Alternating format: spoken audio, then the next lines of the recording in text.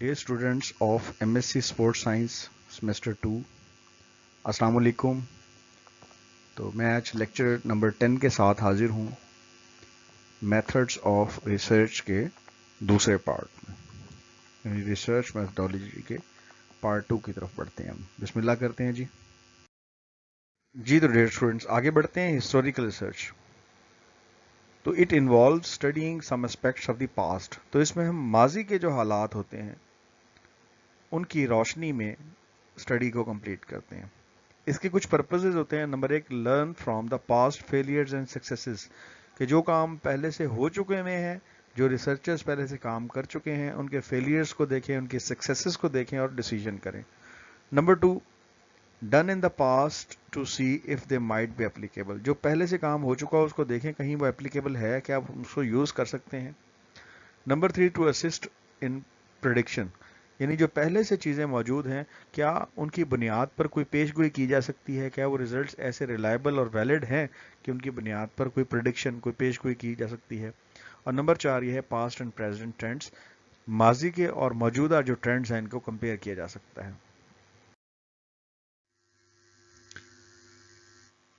Examples में ज़रा देखें।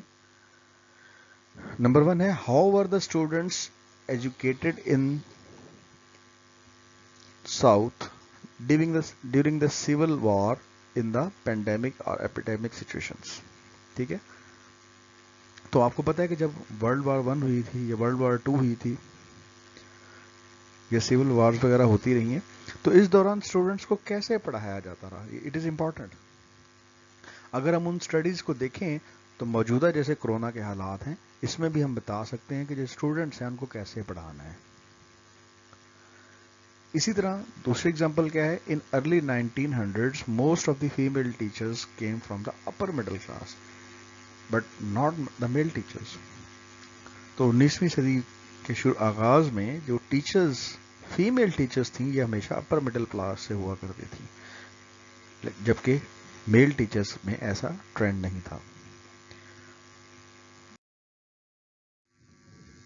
हिस्टोरिकल रिसर्च के कुछ स्टेप्स हैं, 4 स्टेप्स इसमें मेनली इन्वॉल्व हैं। पहला है डिफाइनिंग द प्रॉब्लम, जो भी प्रॉब्लम आपने इन्वेस्टिगेट करनी है उसको प्रॉपरली आप डिफाइन करेंगे, प्रॉब्लम को एक्सप्रेस करेंगे।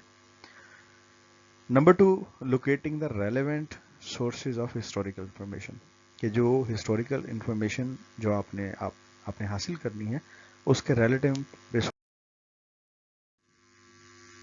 मिसाल के तौर पर कोई डॉक्यूमेंट है, कोई डॉक्यूमेंट में क्या हो सकता है, एनुअल रिपोर्ट्स हो सकती हैं, आर्ट वर्क हो सकता है, कोई बिल्स हो सकते हैं, बुक्स हो सकती हैं, cartoon, circular records, diaries, diplomas, इसी तरह न्यूज़पेपर्स, लीगल रिकॉर्ड्स हैं, मैगजीन्स हैं, नोटबुक्स हैं, स्कूल ईयर बुक्स हैं। तो ये सारे डॉक्यूमेंट्स, इससे हमें हिस्ट्री के मुतालिक इंफॉर्मेशन मिलती है। न्यूमेरिकल रिकॉर्ड्स किस किस्म के होते हैं, जैसे टेस्ट स्कोर है, जैसे अटेंडेंस के फिगर्स हैं, जैसे सेंसस है, यानी सेंसस रिपोर्ट जैसे मरदमशुमारी होती है, इसी तरह की कोई रिपोर्ट है, स्कूल के बजट्स की कोई रिपोर्ट है। तो ये तमाम चीज़ें ऐसी हैं जो न्यूमेरिक्स की, नंबर्स की सूरत में होती हैं। ये भी आपको हिस्टोरिकल रिसर्च को स्टडी कर। तो इसी तरह जो ओरल स्टेटमेंट्स हैं वो बड़ी अहम हैं, इनकी काफ़ी वैल्यू है। ओरल स्टेटमेंट्स में ये है कि आपने बड़े बुजुर्गों से कहानियाँ सुनी होंगी, कोई फेरी टेल्स वगैरह या कोई रेगुलर टेल्स हैं, तो अगर उनमें कोई हकीकत है तो वो भी सोर्स ऑफ इंफॉर्मेशन हो सकता है। इसके अलावा बादशाहों की कहानियाँ हैं, लेजेंड्स के मुतलिक इवेंट्स हैं, कोई सॉन्ग्स हैं। अब कई सॉन्ग्स ऐसे होते हैं जो वतन परस्ती से मुतलिक होते हैं। इस तरह की कई और चीज़ें ऐसी हैं जो कि रिकॉर्डिंग का हिस्सा बन सकती हैं।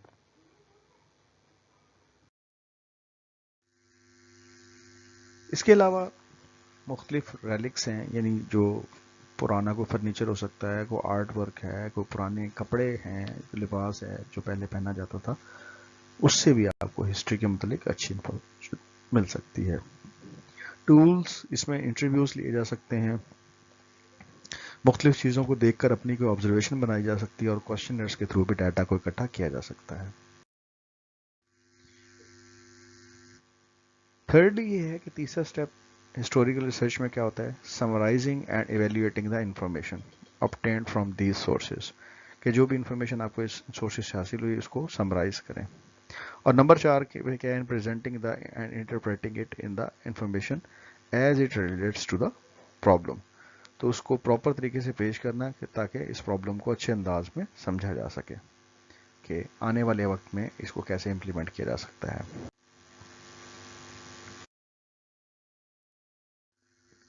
سیکنڈری سورسز کیا ہوتے ہیں؟ بعض اوقات کچھ چیزیں ڈائریکٹ وٹنس کرنی مشکل ہو جاتی ہیں تو اس کے لیے سیکنڈری سورسز پر ڈپینڈ کرنا پڑتا ہے. تو سیکنڈری سورسز جو ہیں وہ کیئرفلی لینے ہوتے ہیں کہ جو ریلائبل ہوں. جہاں تک تعلق ہے ڈیٹا انالیسس کا، very large amount of data is taken and then synthesized into meaningful narrative. تو پہلے بہت بڑی مقدار میں ڈیٹا لے لیا جاتا ہے، پھر اس کو میننگ فل انداز میں اس کو پیش کیا جاتا ہے. نمبر 2، کچھ ریسرچرز ایسے ہوتے ہیں some prefer to operate from the theoretical model. وہ کوئی نہ کوئی ماڈل لے لیتے ہیں، اس ماڈل کو فالو کر کے اس کی بنیاد پر ڈیٹا کو پروسیس کرتے ہیں. جبکہ کچھ ہسٹورینز ایسے ہیں، کچھ ہسٹری کے ریسرچرز ایسے ہوتے ہیں یوز کوالیٹیٹیو کوانٹیٹیو ڈیٹا، کچھ کوانٹیٹیو ڈیٹا کو لینا پسند کرتے ہیں. فار ایگزامپل اگر کوئی کسی علاقے کا کرائم ریٹ دیکھنا ہے یا کسی علاقے میں ان امپلائمنٹ ریٹ ہے، وہ ماضی میں کیسا تھا اور اب کیسا ہے، کوئی کمپیریٹیو اسٹڈیز اگر ایسی کرنی ہو تو. ڈسکرپٹیو ریسرچ کیا ہے؟ It refers to a type of research, question, design and data analysis.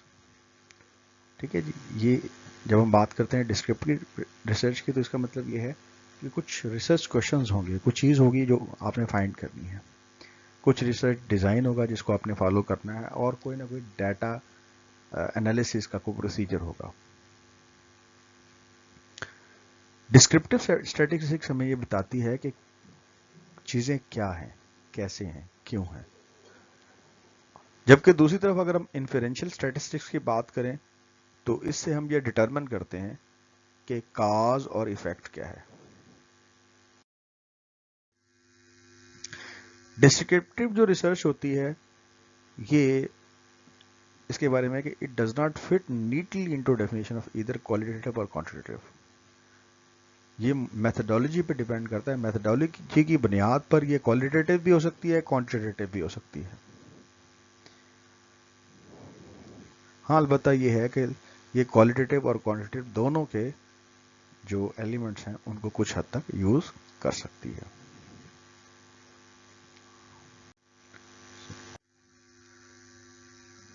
Examples کیا ہیں؟ جیسے کہ do the teachers actually implement technology in the way they perceive. ٹھیک ہے، تو کیا ٹیچرز کو جو ٹیکنالوجی دی گئی ہے کیا اس کو صحیح طریقے سے وہ استعمال کر رہے ہیں جیسا کہ اسے وہ پرسیو کرتے ہیں، وہ اسے یوز کر رہے ہیں.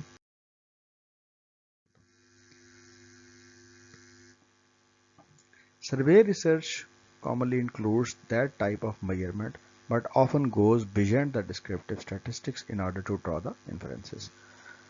تو سروے ٹائپ کی جو ریسرچ ہوتی ہے یہ اصل میں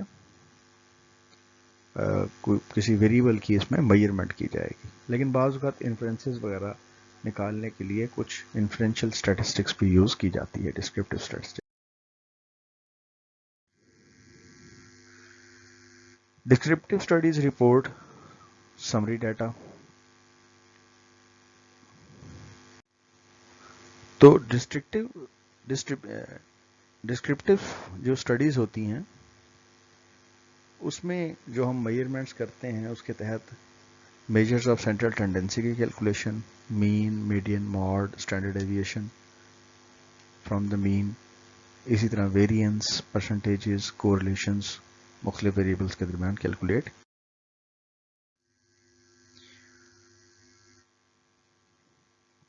اس کے علاوہ کچھ ریسرچ ڈسکرپشنز ہوتی ہیں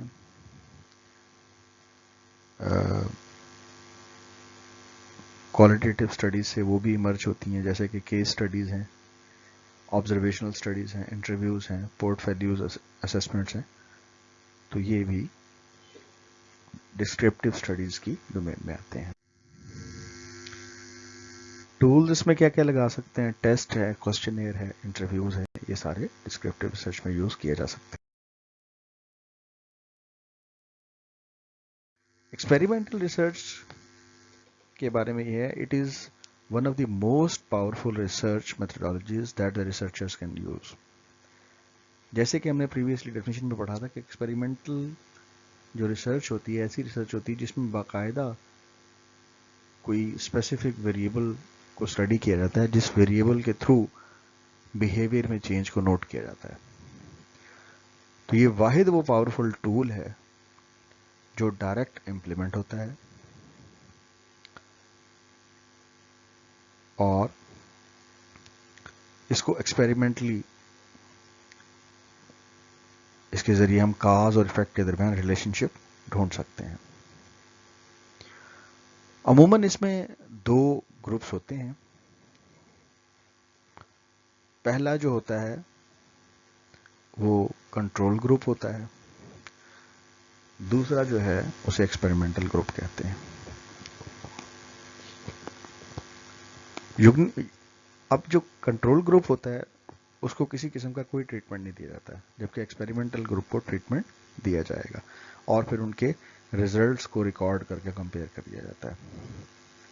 अब इस मेथड की यूनिकनेस क्या है, directly attempts to the influence of the particular variable.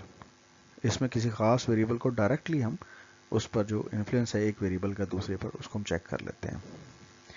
Number 2, best type of the testing hypothesis, यानी ये जो मेथड है एक्सपेरिमेंटल रिसर्च, ये बेहतरीन तरीक़ाकार है जिसके जरिए हाइपोथेसिस को हम चेक कर सकते हैं जो कि काज एंड इफेक्ट के दरमियान कोई रिलेशनशिप दे रहा है।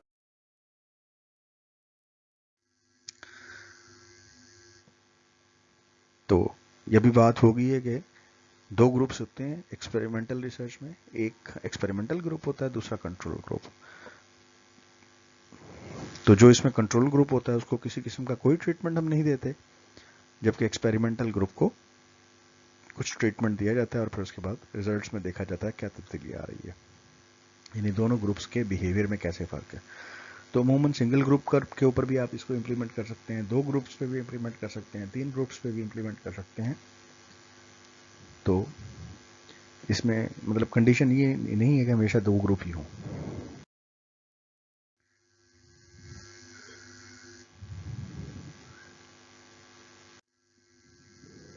यहां पर एक मॉडल दिखाया गया है, ओ से मुराद ऑब्जर्वेशन, यानी फर्ज कर लें कोई स्पेसिफिक ग्रुप है, उस ग्रुप की कुछ ऑब्जर्वेशंस ली गई, 20 आइटम की एटीट्यूड स्केल पर उन्हें 20 आइटम्स दिए गए और उन्हें एक प्रॉपर एटीट्यूड स्केल के ऊपर उसे चेक किया गया। फिर इस ग्रुप को एक्स से मुराद है ट्रीटमेंट, यानी एक ग्रुप ऐसा है उसको ट्रीटमेंट दिया गया, फिर बाद में पोस्ट टेस्ट के थ्रू ऑब्जर्वेशन दोबारा ली गई, तो अंदाज़ा लगाया जाता है कि जो ग्रुप है उसके बिहेवियर में तब्दीली कैसी है। तो अगर एक ग्रुप हो तो हम ऐसे चेक कर सकते हैं कि उसका पहले टेस्ट ले लें, ट्रीटमेंट दे, बाद में फिर से पोस्ट टेस्ट लेके चेक कर लें कि तब्दीली क्या आई है। आप ये भी कर सकते हैं, दो ग्रुप्स ले लें, एक ग्रुप को ट्रीटमेंट दें, दूसरे को ना दें, फिर उनके जो बिहेवियर्स हैं उसमें तब्दीली देखें क्या आती है। जी डियर स्टूडेंट्स, आखिर में प्रैक्टिस क्वेश्चंस की बात करता हूं। तो पहला क्वेश्चन है, describe the data collection, analysis and tool for the historical research. दूसरा क्वेश्चन है, write the main features of the experimental research. तीसरा क्वेश्चन है, differentiate between descriptive and inferential research methodologies. तो इसमें आपके लिए टिप ये है कि आप इसमें अपने हैंड आउट से हेल्प ले सकते हैं, उसमें बड़ी डिटेल से दिया गया है, तो आप इन लेक्चर्स को बार बार सुनते रहें और इसके अलावा आप अपने हैंड आउट्स को कंसल्ट करते रहें।